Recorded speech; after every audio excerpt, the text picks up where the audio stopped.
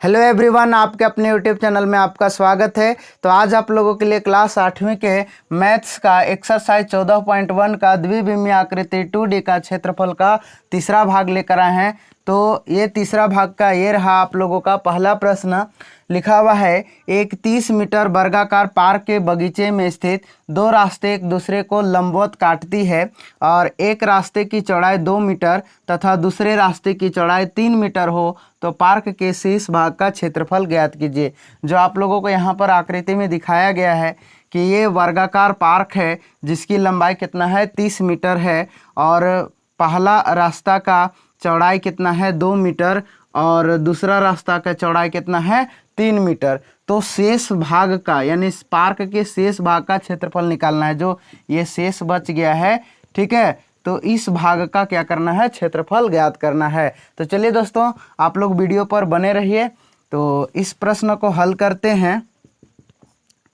तो यहाँ पर क्या करना है, हम लोगों को शेष पार्क का क्षेत्रफल निकालना है। तो यहाँ पर लिखेंगे वर्गाकार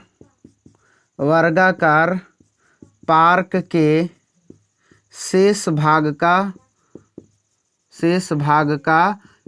क्षेत्रफल, ठीक है, शेष भाग का क्षेत्रफल। तो क्या करेंगे, शेष भाग का क्षेत्रफल तो पूरे का यानी पूरा वर्ग का जो पार्क है उसका क्षेत्रफल में से सड़क का क्षेत्रफल क्या करेंगे, घटा देंगे, तो हमारा केवल शेष भाग का क्षेत्रफल ज्ञात हो जाएगा। ठीक है, तो इसलिए वर्गाकार पार्क के शेष भाग का क्षेत्रफल डायरेक्ट ही बता रहे हैं।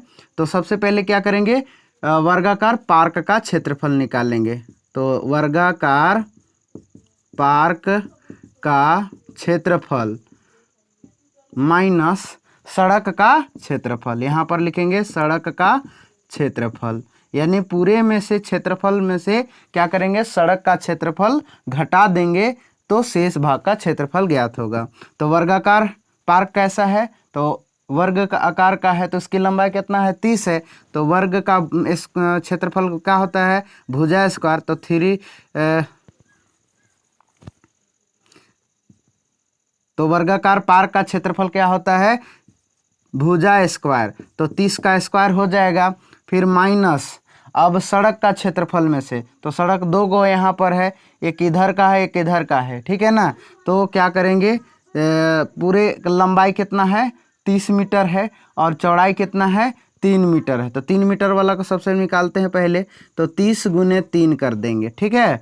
अब ध्यान रहे दोस्तों कि इसमें से क्योंकि एक बार ऐसे पूरे हो जाएगा और दूसरा अगर सड़क निकालते हैं तो फिर उसी के ऊपर नहीं होगा, तो इसलिए क्या करेंगे, इसमें से घटा देंगे। यानी टोटल कितना है, यहाँ से यहाँ तक सड़क की भी लंबाई 30 मीटर है ना, सड़क की लंबाई।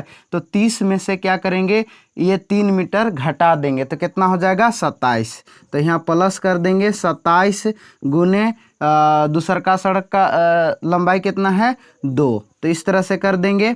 अब इस सभी को हल करेंगे तो 30 का स्क्वायर कितना हो जाएगा 900 माइनस 30 दिया 90 प्लस 27 दूना 54। तो 900 माइनस 90 से प्लस 54 को क्या करेंगे, ऐड करेंगे, ठीक है ना। तो कितना हो जाएगा 144, ठीक है। तो 900 से 144 का करेंगे, घटा देंगे, तो कितना हो जाएगा 756 मीटर स्क्वायर। तो शेष भाग का क्षेत्रफल हम लोगों को फाइंड आउट हो गया। तो दोस्तों इसी प्रकार अगला प्रश्न है दूसरा।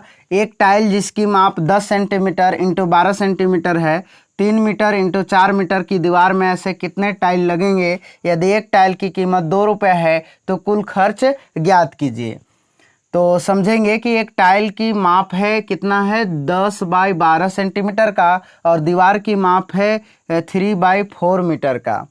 तो 3 बाई 4 मीटर में कितना टाइल लगेगा, ठीक है। तो टाइल की संख्या ज्ञात करेंगे, उस टाइल कितना लगेगा उसका पूरे टाइल का खर्च ज्ञात करना है, जिसका मतलब एक टाइल की कीमत यहाँ पर कितना है 2 रुपया है। तो चलिए इस प्रश्न को हल करते हैं। तो सबसे पहले क्या करना होगा, टाइल की संख्या ज्ञात करना होगा कि इस दीवार में कितना टाइल लगेंगे। तो यहाँ पर लिखेंगे टाइल की संख्या। तो टाइल की संख्या बराबर हो जाएगा दीवार का क्षेत्रफल बटा टाइल का क्षेत्रफल, ठीक है, यानी दीवार का क्षेत्रफल में है, टाइल का क्षेत्रफल से भाग देंगे तो टाइल की संख्या ज्ञात हो जाएगा।